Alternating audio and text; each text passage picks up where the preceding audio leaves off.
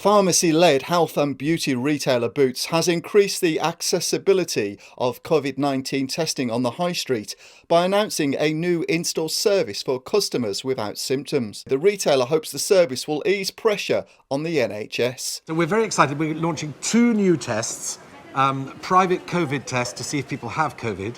It's for asymptomatic patients only.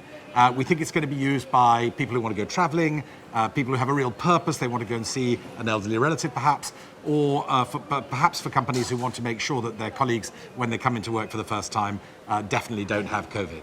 So those are being launched in the next couple of weeks. If you don't have symptoms, but you have some reason that you want to be tested, for travelling, to go back to work, to visit an elderly relative, for example, then our test centre does that in a way that the NHS currently does not. We've got two different kinds of tests. The first is a traditional PCR test where we take the swab in the store and then that swab is sent to a laboratory for testing, and that's why we get the result back a little bit later. The second test is one that we actually analyse in the store using a device, and that's why we can get it back so much quicker. This service is for everybody who wants to get COVID tested done.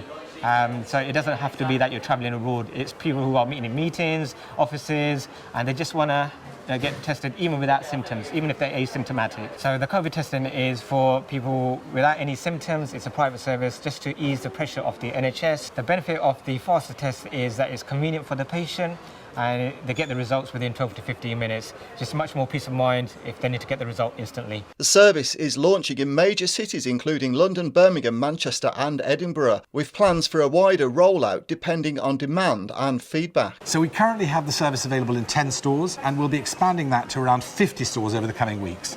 In the coming months, I'm hoping to get up to 200 stores around the country where people can get themselves tested.